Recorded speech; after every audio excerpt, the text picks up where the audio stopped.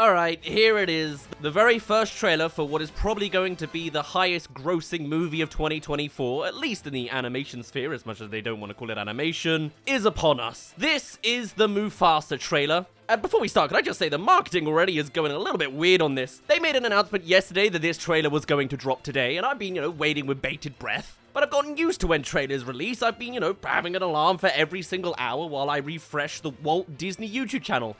And then they release it at 1:30 p.m. Regardless of time zones. It's at the half an hour mark. It's pure luck I even caught this thing 11 minutes after it dropped. But anyway, yes, this is the prequel original story to the follow-up of The Lion King. Now, I typically lean more on the critic's side of the movie watching experience rather than the audience. So while there is still clearly a large audience base that do approve of these kind of movies, I'm a little less favorable upon them. With the 2019 version of the live-action Lion King remake, I was one of those people that said that it doesn't really feel expressive enough, and the form of animation is a far superior format to present this story. And it seems like, looking at this, Disney have taken that on board a little bit, as it's slightly more expressive than before. The CGI is a little bit improved. It has been 5 years since the last one. Of course, the hair physics are brilliant, the lighting is fantastic, it does look like they are real tigers, and now they can slightly frown sometimes. It's fine. It's a switch off your brain and enjoy it kind of movie. And it's only the teaser trailer so far, so maybe there will be more dynamic things to see soon enough. This is alright so far. That being said, alongside just being able to see the visuals, wow, it's basically exactly what you'd expect. We have now gotten all sorts of new releases about the cast, with of course all sorts of celebrity appearances coming in the form of Donald Glover, Mads Mikkelsen, Seth Rogen is back as Timon and Pumbaa are making a reappearance. James L. Jones, however, has been slowing down their work in recent years, so has now been replaced by Aaron Pierre. But the real big kicker of the news that is to keep us motivated is the creators on the soundtrack side of things. This movie has a lot more emphasis on its soundtrack than I think most other animated movies do. I mean, maybe it is just a Disney thing, but I'm noticing it more and more here. In the 2019 movie, we had the soundtrack being done by Beyonce, and now it's being done by Beyonce and also her daughter, who's even playing one of the characters, Kiara. I will reserve any skepticism for when I actually see the damn movie, and we'll see how it goes. However, the real big hitter of news that it's meant to be is one that was kind of teased a week ago, as this was one of the trailers that any CinemaCon goers were able to witness, and Disney only now, 2 weeks later, wants to actually reveal it to the public. The specific tease we had, however, was from the director Barry Jenkins, who said, "They're handcuffing me, so I can't tell you who made those songs, but I promise you, the songs are absolutely amazing."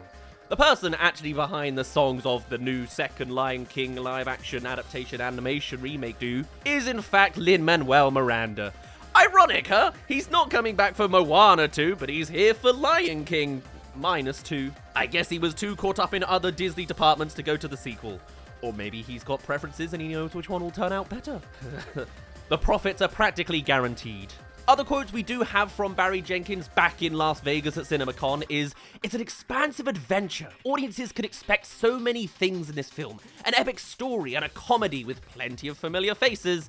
There are some absolutely hilarious moments and some with extreme gravitas." But of course, considering the first movie made $1.7 billion, I wouldn't be surprised if they're just trying to gas up the sequel as best they can. It's the normal proceedings of these kind of movies. Now, though I might have a hint of cynicism as I talk through this video, sequels aren't exactly alien to the Lion King universe. I mean, ever since the original 1994 classic became Disney's highest grossing movie at that time back then, there has been no end to the Mickey Mouse house pursuit of milking its name absolutely silly. I don't know how well-versed people nowadays are to the direct-to-video sequels that Disney were doing all the time. Maybe you've tried to burn them out your memories, but we had the likes of Lion King Simba's Pride, which was kind of a riff on Romeo and Juliet, but with half-explained descendants of Scar, who we never knew about being involved. Anyway, that was a weird one. And then there was also maybe the more popularly known Timon and Pumbaa fourth wall-breaking prequel, Lion King 1.5. Very much being the Deadpool of the Lion King cinematic universe, I guess. And they're still prevalent in this prequel, it seems. There is a full-on shot you see of Timon jumping off of Pumbaa's body against a lion. But I mean, if you've got iconic characters, you gotta find a way to smush them in there somehow. There's also been the Timon and Pumbaa cartoon series, as well as the later Disney Junior series, The Lion Guard. Add in the colossal 20 years and still going success of the Lion King stage musical, and we soon find ourselves all the way up to the 2019 remake. Really, this Lion King story has been going on forever and it just prints money. With that initial remake 20 years later production being done by Jon Favreau following his success with the 2016 Jungle Book live-action remake. which of course was also critically and commercially well received. And I mean, to be honest, who can blame them, right? The animals look pretty good, a lot of people like the results, I get it. Even when the initial trailer for The Lion King came out, people were astounded. Being able to see the recreation of the iconic opening scenes from an iconic movie was bordering on a wildlife documentary. It was incredible, you can't deny that. But before we continue on, just want to say thank you for making halfway through this video, and do subscribe if you're new here to keep up with any other trending animated movie trailers. I'm trying to upload daily-ish this whole year, so I can cover practically everything that's ever happening for the year of 2024. Anyway, thanks again for getting this far in, and I'll let you get back to our analysis of the new Disney Mufasa Lion King movie. However, I guess that should have just been a warning of things to come, because whilst an undeniably massive feat in computer animation, it was frame for frame the exact same scene with a more realistic coat of paint, which kinda summarizes the movie in a nutshell. It's the same story with updated graphics. There wasn't much you could do, And as realistic as it was, once the movie came out, many also saw why this was a detriment, as a photorealistic animal's face does not invite the same expressionate muscles as a more animated character. That's why so many animated movies are about talking animals. You can personify animals in a way that will make Eddie Redmayne have his first TV crush.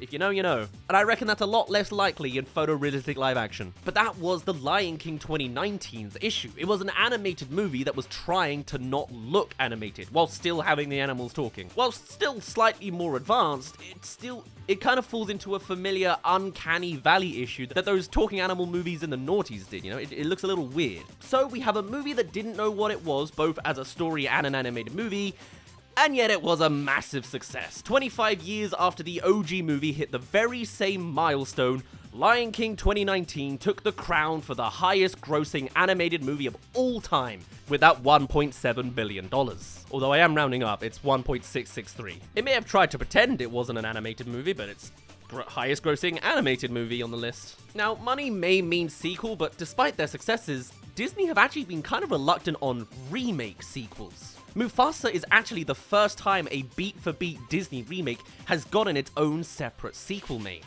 I say beat for beat specifically because of course somehow we ended up with 2 Maleficent movies. But anyway, the prequel isn't only a distant coming thing, it's now fully in the can and prepared for December 20th. I guess that explains why there's some snowy scenes. Usually for Disney, that's where they're used to making all of their Star Wars money, which obviously they're not doing anymore because they kind of lost sense of what they were doing there. This time the story is all about going to the childhood of Mufasa, which hopefully won't just be a rehash of Simba's story. You're gonna have Spryly Cub makes mistakes in his youth before he becomes king kind of story all over this. And that does feel very, Lion King. However, the big hook here in the plotline, if you can tell from this trailer, is the childhood relationship between Scar and Mufasa before Scar turned evil. It's the year for these kind of movies, apparently, with Transformers 1 doing a similar thing just a few months before. But as you could probably tell, I don't hold the most enthusiasm for this project. I'm not a big fan of the first movie unless I really switch off my brain. I'm just not keen on the idea.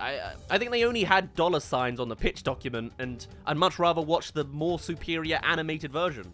Even if it is 2D, not 3D, oh god. However, they must have found something in this idea for it to get made. I mean, they got Barry Jenkins to direct this. This is the Oscar-winning director behind Moonlight, not La La Land. Sorry, I couldn't resist. And not only did he make this, but he's very enthusiastic about what they've done.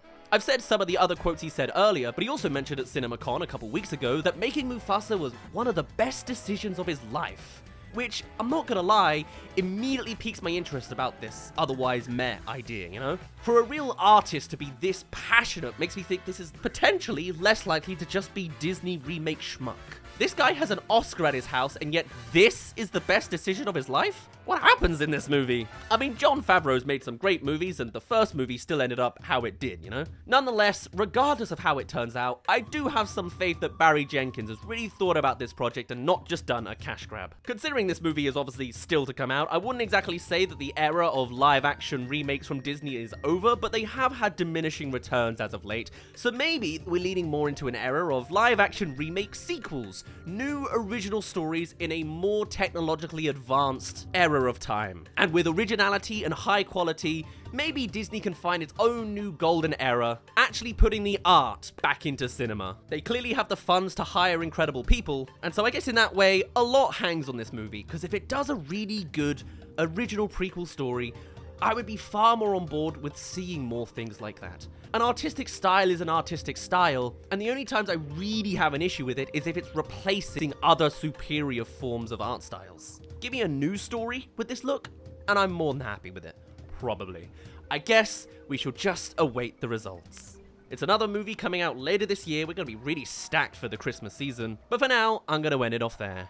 My name's been Daz. Thank you very much for making it to the end of this video. Do let me know your thoughts on the Mufasa movie. I think there's a solid 50-50 split with audiences on how they want to perceive this kind of movie. I think it's got potential, but I'm skeptical all the way through. I'd love to hear your thoughts over on our Discord server or just on the YouTube comments below. And I shall see you in a little bit.